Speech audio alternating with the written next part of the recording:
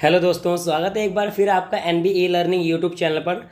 तो आज हम कक्षा 12वीं इतिहास के पाठ 4 विचारक, विश्वास और इमारतें, इस पाठ के कुछ महत्वपूर्ण नोट्स लेकर आए हैं जो कि आपको चैप्टर समझने में और चैप्टर के एमसीक्यू करने में और चित्र पर आधारित एमसीक्यू करने में सभी में आसानी होगी, यानी सरलता महसूस होगी। क्योंकि इस चैप्टर के जो भी मेन मेन पॉइंट हैं, जो लाइन है, वो सब आपको इस वीडियो मिल जाएंगे। इस वीडियो को अंत तक देखें। वीडियो थोड़ी बड़ी हो सकती है, लेकिन वीडियो को एंड होने के बाद आपका पूरा चैप्टर एक तरीके से रिवीजन हो जाएगा। जो आपने एनसीईआरटी में पढ़ा है और और बहुत सी वीडियो देखी है, उसके बाद इस वीडियो को देखने के बाद पूरा चैप्टर आपका रिवाइज हो जाएगा और जो महत्वपूर्ण बिंदु हैं वो सभी इस चैप्टर में आपको मिल जाएंगे। तो शुरुआत करते हैं वीडियो की। तो पहला पॉइंट है कि भोपाल की नवाब का शासनकाल कब से कब तक रहा? 1868 से 1901 तक भोपाल की नवाब यानी शासिका का शासनकाल रहा। नाम क्या है उनका? शाहजहां बेगम। भोपाल की शासिका का नाम क्या था? शाहजहां बेगम था। उनकी आत्मकथा का नाम क्या है? ताज उल इकबाल तारिक। ताज उल इकबाल तारिक किसकी आत्मकथा है? ये क्वेश्चन एमसीक्यू में भी आ रखा है। तो किसकी है? शाहजहां बेगम, जो कि भोपाल की शासिका है। ठीक है। और इसको किसने लिखा है? इसका 1876 में एच.डी. बाटो ने इसका अनुवाद किया। यानी पॉइंट दोनों जुड़े हुए हैं। एच.डी. बाटो ने इसका 1876 में अनुवाद किया, जिसको भोपाल का इतिहास भी कहा जाता है। तो भोपाल की इस नवाब यानी कि शाहजहां बेगम की आत्मकथा ताज उल इकबाल तारिक, भोपाल। ठीक है, आगे बढ़ते हैं। तो अगले पॉइंट की ओर बढ़ते हैं। इसलिए मैंने आपको पॉइंट में और बॉक्स बना बना के सिखा रहा हूँ, ताकि एक पॉइंट को आप अच्छी तरह समझ लें, तभी आपको अगला पॉइंट समझने में आसानी होगी। तो फ्रांसीसियों ने सबसे अच्छी हालत में बचे सांची के पूर्वी तोरण द्वार को फ्रांस के संग्रहालय में प्रदर्शित करने के लिए शाहजहां बेगम से फ्रांस ले जाने की इजाज़त मांगी और कुछ समय बाद अंग्रेज़ों ने भी ऐसा ही किया। कैसा कि ये भी कह रहे थे हम पूर्वी तोरण द्वार को ले जाएं, परंतु दोनों को प्लस्तर की प्रतिकृति बनवा के शाहजहां बेगम ने संतुष्ट किया। यानी कि शाहजहां बेगम का रोल यहाँ पे बहुत महत्वपूर्ण था कि फ्रांसीसी और अंग्रेज लोग हमारे सांची के पूर्वी तोरण द्वार को अपने अपनी कंट्री ले जाना चाह रहे थे। तो शाहजहां बेगम ने उनको मना किया और पत्थर की प्रतिकृति, यानी जो पीओपी होता है, जिससे मूर्तियाँ बनती हैं, उस प्लस्तर से पूर्वी तोरण द्वार की प्रतिकृति बनवा के दोनों को दे दी, जिससे कि दोनों संतुष्ट भी हुए और हमारी जो मूल आकृति है, जो मूल पूर्वी तोरण द्वार है, वो आज भी सांची में मौजूद है। ठीक है। तो शाहजहां बेगम का योगदान सबसे महत्वपूर्ण है सांची के स्तूप को, तोरण द्वार को बचाने के लिए। ठीक है। ये परीक्षा में प्रश्न आ सकता है कि पूर्वी तोरण द्वार को बचाने में किसका सबसे महत्वपूर्ण योगदान है? तो भोपाल की शासिका का। इसके बाद अगला पॉइंट पढ़ते हैं। शाहजहां बेगम और उनकी उत्तराधिकारी सुल्तान जहां बेगम। तो शाहजहां बेगम की उत्तराधिकारी सुल्तान जहां बेगम ने इस प्राचीन स्थल यानी सांची के स्तूप के रखरखाव के लिए धन का अनुदान दिया। तो इसने यानी शाहजहां बेगम और सुल्तान जहां बेगम दोनों ने मिलकर सांची के स्तूप के रखरखाव के लिए धन को दान में दिया। और ये भी पूछ सकते हैं कि शाहजहां बेगम के उत्तराधिकारी का नाम बताओ। सुल्तान जहां बेगम। अगले पॉइंट की ओर बढ़ते हैं। John Marshall. Sir John Marshall ने सांची पर लिखे अपने महत्वपूर्ण ग्रंथों को सुल्तान जहां को समर्पित किया। सुल्तान जहां कौन थी? शाहजहां बेगम की उत्तराधिकारी यानी भोपाल की नई शासिका। और जॉन मार्शल ने क्या किया? सांची पर लिखे अपने महत्वपूर्ण ग्रंथों को सुल्तान जहां को समर्पित किया। क्यों किया? क्योंकि सुल्तान जहां बेगम ने वहाँ पर एक संग्रहालय और अतिथिशाला बनाई और उस अतिथिशाला में ही जॉन मार्शल ने रहकर ये सांची के बारे में अपने व्यू लिखे, अपने तथ्य लिखे। ठीक है। तो इसलिए अगला पॉइंट देखेंगे तो समझ में आ जाएगा ऊपर वाला पॉइंट भी क्या है। सेकेंड वाला पॉइंट पढ़ रहे हम कि सुल्तान जहां बेगम ने वहाँ एक संग्रहालय और अतिथिशाला बनाने के लिए धन अनुदान दिया, जिसके बाद जॉन मार्शल ने अपने लिखे अभिलेख सुल्तान जहां को समर्पित किए। ये वाला पॉइंट बहुत ही महत्वपूर्ण है और बुक की शुरुआत भी इससे ही होती है कि ईरान में जरथुस्त्र चिंतक हुआ। चीन में खुगनसी, यूनान में सुकरात, अरिस्टो, प्लेटो, भारत में महावीर और बुद्ध और चिंतकों का उद्भव हुआ। यानी ये चिंतक कौन है? जिन्होंने धर्म में फैली बुराइयों को हटाया और लोगों के जीवन को प्रकाश से भर दिया। तो ईरान में जरथुस्त्र, चीन में खुगनसी, यूनान में सुकरात, प्लेटो, अरस्तु, भारत में महावीर और बुद्ध। ये भी परीक्षा में आ सकता है कि चीन में कौन थे? तो खुगनसी। यूनान में कौन थे? सुकरात, प्लेटो, अरस्तु या उपरोक्त सभी? तो उपरोक्त सभी हो जाएगा। भारत में कौन थे? महावीर जी, बुद्ध जी, उपरोक्त दोनों में से कोई नहीं, तो दोनों हो जाएगा। तो इस तरीके से आपको इस लाइन से आपके कुछ क्वेश्चन भी बन सकता है और इंपॉर्टेंट लाइन भी है। अगला, ऋग्वेद का संकलन। ऋग्वेद का संकलन 1500 ईसा पूर्व से 1500 ईस्वी के मध्य हुआ। मतलब 1500 से 1000 ईसा पूर्व के मध्य हुआ, यानी 500 साल तक होता रहा। ऋग्वेद में अग्नि, इंद्र, सोम, ये आएगा। ऋग्वेद में अग्नि, इंद्र, सोम आदि कई देवताओं के स्तुतियों का संग्रह है। तो यानी स्टार्टिंग में जब वैदिक काल था तो अग्नि, इंद्र और सोम जैसे देवी देवताओं की पूजा की जाती थी, जिसको आज नहीं करती। ठीक है, तो ये आ सकता है ऋग्वेद में प्रसिद्ध देवताओं के नाम बताओ। तो अग्नि, इंद्र, सोम। अगला, राजसूय और अश्वमेध जैसे जटिल यज्ञ सरदार और राजा किया करते थे। राजसूय और अश्वमेध जैसे जटिल यज्ञ सरदार और राजा किया करते थे। इनके अनुष्ठान के लिए उन्हें ब्राह्मण पुरोहितों पर निर्भर रहना पड़ता था।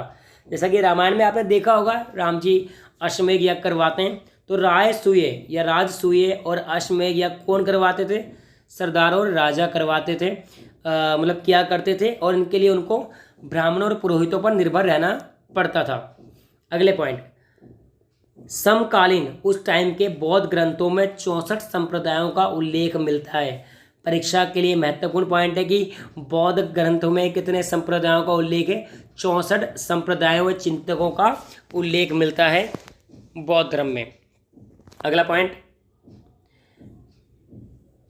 बुद्ध के किसी भी संभाषण को, यानी बुद्ध ने जो भाषण दिए, बुद्ध के किसी भी संभाषण को उनके जीवन काल में नहीं लिखा गया।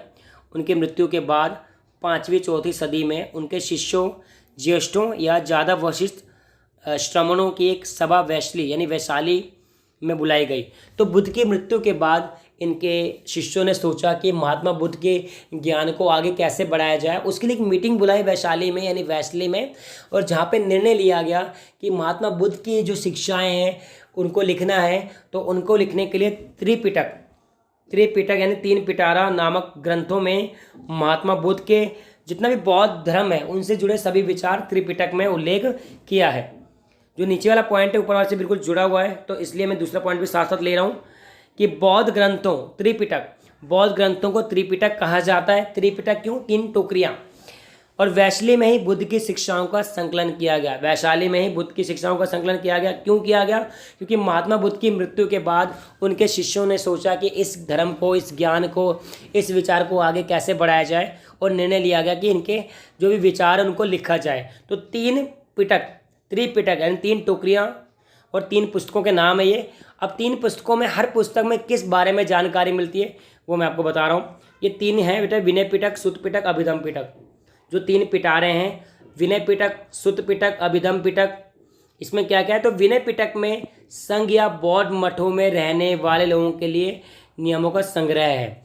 तो बौद्ध विनय पिटक में क्या है कि बौद्ध मठों या संघ में रहने वाले लोगों के लिए नियमों का संग्रह, यानी जो भी भिक्षु भिक्षुणियाँ संघ में रहेंगी उनके रूल रेगुलेशन, कैसे रहना है, कैसे जीवन यापन करना है, ये सब आपको विनय पिटक में मिलेगा। सुत्त पिटक में आपको बुद्ध की शिक्षाएं मिलेंगी। सुत्त पिटक में क्या मिलेगा? बुद्ध की शिक्षाएं मिलेंगी। अभिधम पिटक में आपको बौद्ध धर्म के दर्शन से जुड़े हुए विषय मिलेंगे। यानी कि महात्मा बुद्ध का दर्शन क्या था कि कभी भी गलत काम मत करो और अपने जीवन को इतना कष्ट मत दो, जीवन को इतना सुख भी मत दो, तो ये सब। तो विनय पिटक में नियमों का संग्रह, सुत्त पिटक में बुद्ध की शिक्षाओं का संग्रह, अभिधम पिटक में बौद्ध धर्म के दर्शन से जुड़े। ठीक है, दर्शन क्या होता है? फिलॉसफी। चलो भाई आगे बढ़ते हैं। बौद्ध धर्म लंका यानी बौद्ध धर्म श्रीलंका जैसे नए इलाकों में फैला। दीपवंश और महावंश जैसे क्षेत्र विशेष के बौद्ध साहित्य के लिखा गया। तो बौद्ध धर्म लंका में ही नहीं फैला, चाइना में, जापान में, कंबोडिया में, इन सब में भी बौद्ध धर्म फैला। कौन से चाइनीज इंडिया आए थे? फाशियान, स्वेनसंग जो कि हक्का नूडल्स है, फांशियन स्वेनसियांग जैसे तीर्थयात्री बौद्ध ग्रंथों की खोज में चीन से भारत आए और इंडिया से महात्मा बुद्ध के जीवन से, उनके उपदेश के जीवन से जुड़े सभी महत्वपूर्ण दस्तावेज या तो ले गए या खरीद के ले गए। जब भी चाइना में एक ही धर्म है, बौद्ध धर्म। ठीक है, तो फांशियन स्वेनसियांग क्या थे? चीनी बौद्ध यात्री थे। अब ये महत्वपूर्ण है, दोनों बॉक्स बताऊंगा, पहले ऊपर वाला बता रहा हूँ मैं आजीविक के बारे में। तो बेटा आजीविक परंपरा, जिनको नियतिवादी कहते हैं। नियतिवादी क्या होता है? जो अपनी लोग किस्मत में कहते हैं कि भाई अगर मेरा फेल होना लिखा है तो मैं फेल हो जाऊंगा, तो पढ़ते ही नहीं। तो नियतिवादी वो होते हैं कि जो भी होगा फिक्स है, यानी होना ही होना है। तो आजीविक परंपरा, जिनको नियतिवादी कहा जाता है, ऐसे लोग विश्वास करते हैं कि सब कुछ पूर्व निर्धारित है। और इसके जो उपदेशक हैं वो कौन है? मखली गोशाल। मखली गोशाल नियतिवादी या आजीविक परंपरा के उपदेशक थे। दूसरी ओर हम पढ़ते हैं लोकायत परंपरा, जो कि भौतिकवादी, एक मिनट वेट, हाँ, जो भौतिकवादी में बिलीव करते थे। लोकायत परंपरा इनका था कि जो आप जैसा करोगे वैसा आगे आपके साथ होगा। अगर आप पढ़ोगे अच्छी तरह, मार्क्स लाओगे तो आप टॉप जरूर करोगे, नहीं पढ़ोगे तो बिल्कुल कुछ नहीं होगा। तो इसके उपदेशक कैंसक बलिन। ठीक है, तो ये आ सकता है कैंसक बलिन किसके हैं? लोकायत के, भौतिकवाद के, और मखली गोशाल नियतिवाद और आजीविक परंपरा के। याद हो गया? कोई पॉइंट भूल जाए आपसे तो वीडियो को स्टॉप करके उसको बार बार रीड करना, आपको याद हो जाएगा, और बैक करके आगे करके भी आप इसको समझ सकते हो। चलो भाई, जैन परंपरा के अनुसार 23 शिक्षक हो चुके थे। जैन परंपरा के अनुसार महावीर से पहले 23 शिक्षक हो चुके थे। उन्हें तीर्थंकर कहा जाता था। तीर्थंकर वह महापुरुष होते हैं जो पुरुषों महिलाओं के जीवन को नदी के पार पहुंचाते हैं, यानी उनके जीवन में प्रकाश, यानी उनको अज्ञानता से ज्ञान की ओर लाते हैं। तो जैन परंपरा के अनुसार महावीर से पहले 23 शिक्षक हो चुके हैं, उन्हें तीर्थंकर कहा जाता है। तो महावीर जी कौन से? 24वें तीर्थंकर हैं। तीर्थंकर यानी शिक्षक। तो शिक्षक की भांति जैसे शिक्षक आपको विद्यालय में आपको अज्ञानता से ज्ञान की ओर ले जाते हैं, उसी प्रकार जैन धर्म में 24 तीर्थंकर हो चुके हैं। 23 उससे पहले हो चुके हैं, 24वें महावीर जी स्वयं हैं। ठीक है, आगे बढ़ते हैं अगले पॉइंट की। तो अगले पॉइंट की ओर बढ़ते हैं। जैन धर्म में अहिंसा के सिद्धांत ने संपूर्ण भारतीय चिंतन परंपरा को प्रभावित किया, क्योंकि जैन धर्म के अनुसार पत्थर में भी जान होती है, यानी ईश्वर द्वारा बनाई गई हर वस्तु में प्राण है, चींटी तक को भी नहीं मारना चाहिए, वो जैन धर्म का सिद्धांत है। यानी अगर अहिंसा की बात की जाए तो जैन साहित्य यानी जैन धर्म ने अहिंसा के सिद्धांत को संपूर्ण भारतीय चिंतन परंपरा से प्रभावित किया। आगे बढ़ते हैं। जैन साधु साध्वी 5 व्रत करते थे, जिसे पंच महाव्रत कहते हैं। पंच महाव्रत की संज्ञा दी गई है किन्हें? जो जैन साधु साध्वी करते हैं। क्या क्या? हत्या न करना, चोरी नहीं करना, झूठ ना बोलना, ब्रह्मचर्य, धन संग्रह न करना। ये जो नैतिक मूल्य हैं वो आज भी आपके लिए बहुत लाभदायक हैं। तो जैन साधु साध्वी 5 व्रत करते हैं, यानी वो कभी भी मुर्गा मांस नहीं खाते। क्यों नहीं खाते? क्योंकि हत्या न करना एक महत्वपूर्ण पॉइंट है, और चोरी नहीं करना, झूठ ना बोलना, ब्रह्मचर्य और धन संग्रह न करना। ठीक है, आगे बढ़ते हैं। महात्मा बुद्ध के बचपन का नाम सिद्धार्थ था। महात्मा बुद्ध के बचपन का नाम सिद्धार्थ था, जो शाक्य कबीले के सरदार के बेटे थे। ठीक है, आगे बढ़ते हैं।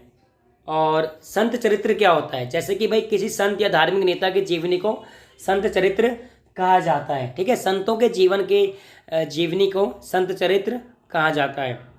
अब एक महत्वपूर्ण पॉइंट, कैसे सिद्धार्थ महात्मा बुद्ध बने? किस घटना से सिद्धार्थ महात्मा बुद्ध बने? तो महात्मा बुद्ध ने एक वृद्ध व्यक्ति को, एक बीमार व्यक्ति को, एक लाश को देखकर सदमे में पहुंच गए, और अंत में एक सन्यासी के जीवन को देखकर उनका जीवन बदल गया।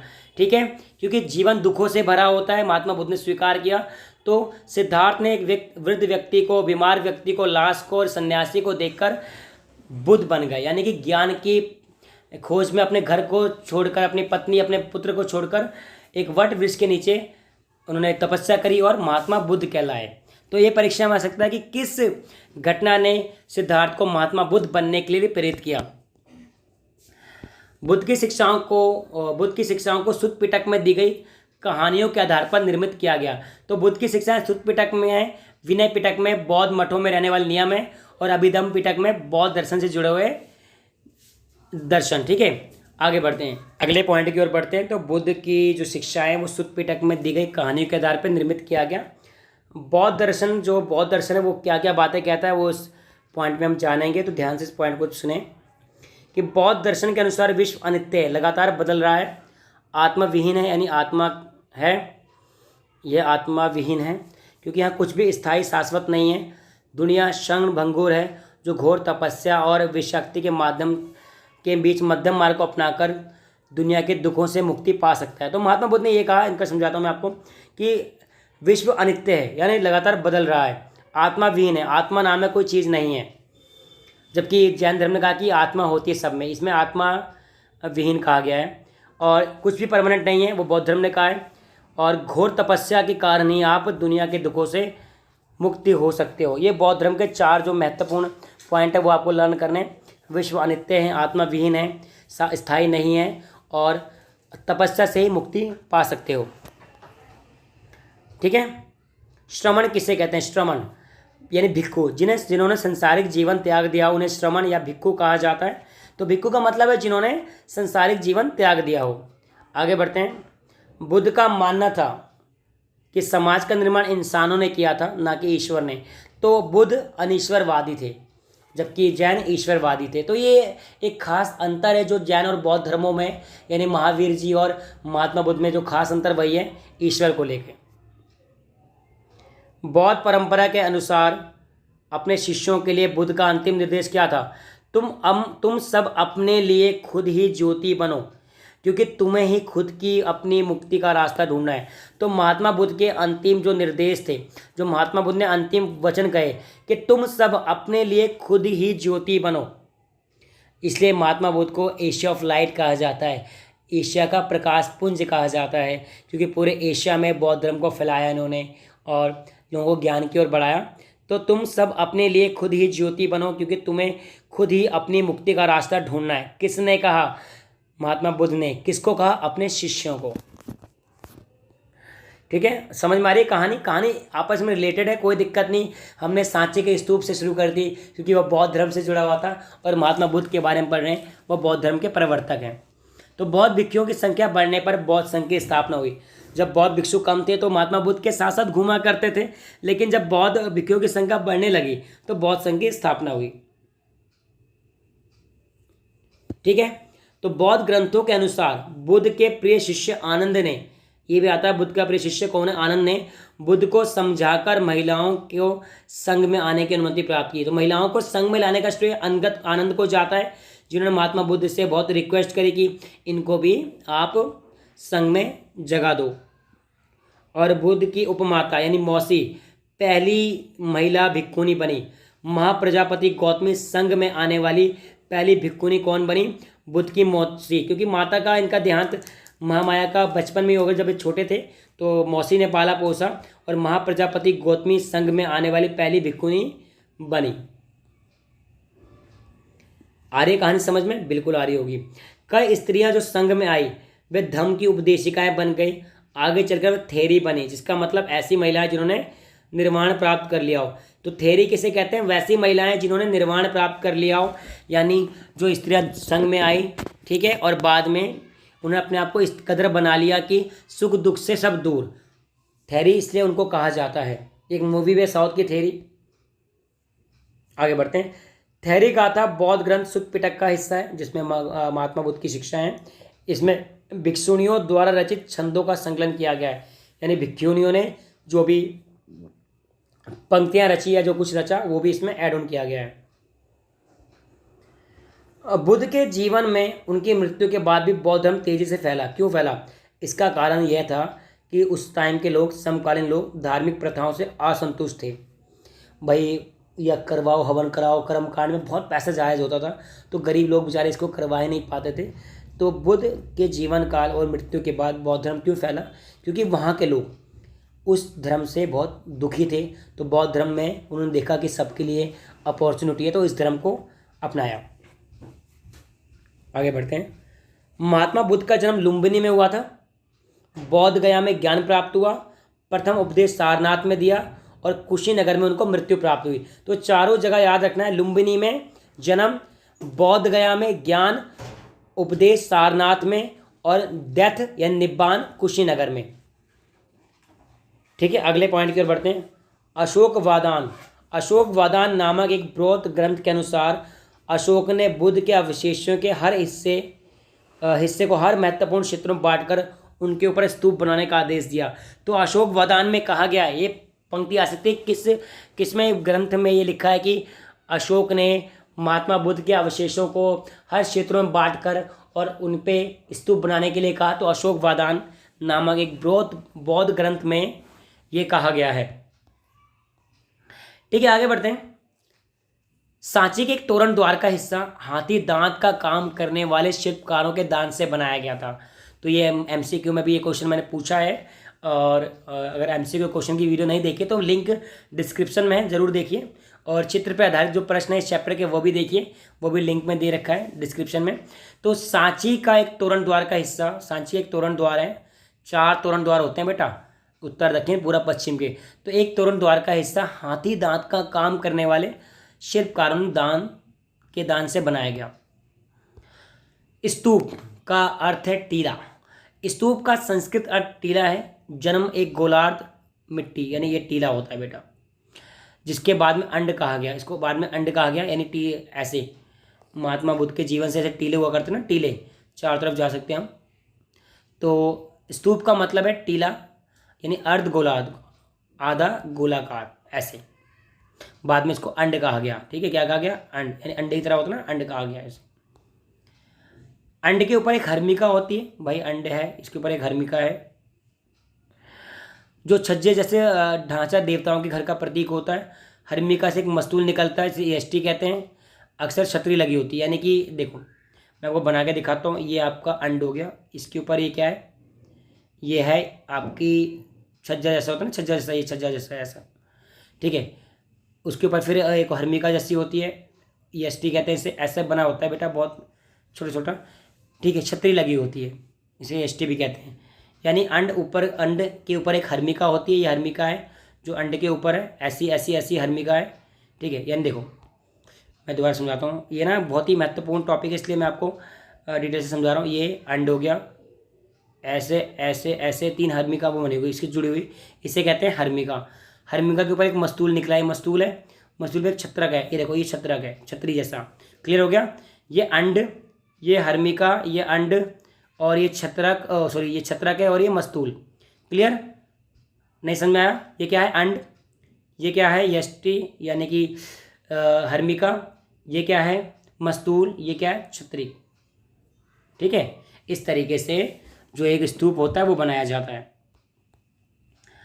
अमरावती और पेशावर में शाहजी की ढेरी में स्तूपों में ताक और मूर्तियां उत्कीर्ण करने की कला काफ़ी उदाहरण मिले। यानी कि अमरावती और पेशावर में जो स्तूप मिले उसमें मूर्तियां उत्कीर्ण की गई हैं, मूर्तियों के चित्र बनाए गए हैं। तो ये काफ़ी उदाहरण मिले। अमरावती की खोज कब हुई थी? 1796 में हुई थी। महत्वपूर्ण पॉइंट है कि अमरावती की खोज कब हुई? 1796 में हुई।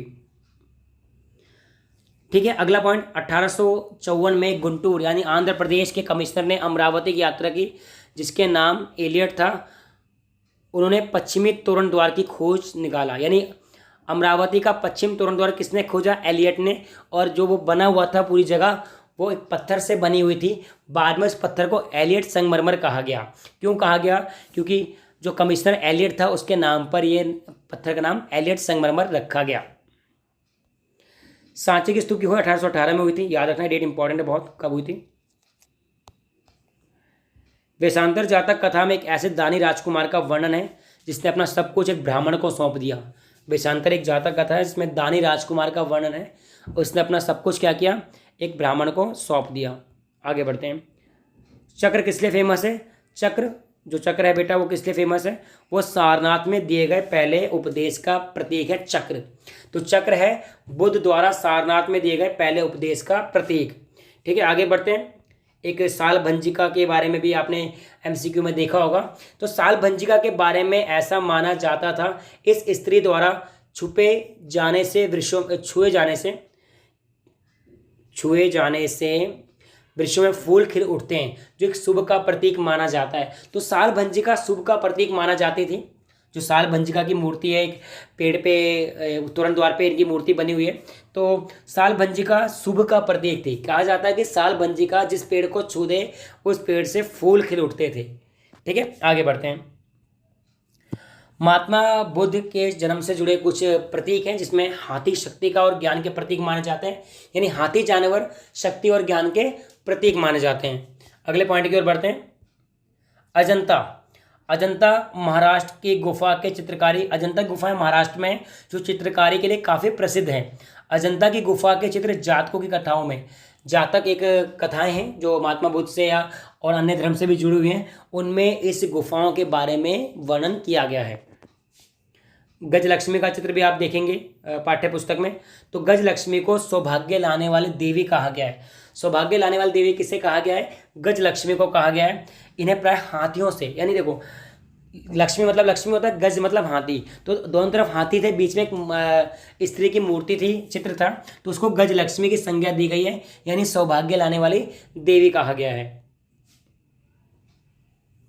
ठीक है। कला पर लिखने वाले आधुनिक इतिहासकारों में एक शुरुआती इतिहासकार जेम्स फर्गुसन ने सांची को वृक्ष और सर्प की पूजा केंद्र माना। ये जेम्स फर्गुसन एक बॉलर हैं जो आईपीएल देख रहे होगे बच्चों आप सब। तो जेम्स फर्गुसन ने सांची को वृक्ष और सर्प पूजा केंद्र माना है, क्योंकि बहुत साहित्य के बारे में जानते नहीं थे। कहते थे यहाँ पर तो सांप की और खाली पेड़ की पूजा होती है। तो ये महत्वपूर्ण पॉइंट है कि सांची को वृक्ष और सर्प पूजा केंद्र किसने कहा? जेम्स फर्गुसन ने कहा। चलो जी आगे बढ़ते हैं। ईसा की प्रथम सदी के बाद बौद्ध धर्म दो समुदायों में बट गया, दो संप्रदायों में बट गया, हीनयान और महायान। हीनयान और महायान कहाँ बट गया? बौद्ध धर्म के दो संप्रदाय थे। प्राचीन जो पुराने रूल को मानने वाले हीनयान और नवीन को महायान कहते हैं। बौद्ध धर्म कितने संप्रदायों में बट गया बेटा? दो में, हीनयान और महायान में। प्राचीन बौद्ध परंपराओं को मानने वाले को हीनयान और नए मानने वाले को महायान कहा जाने लगा।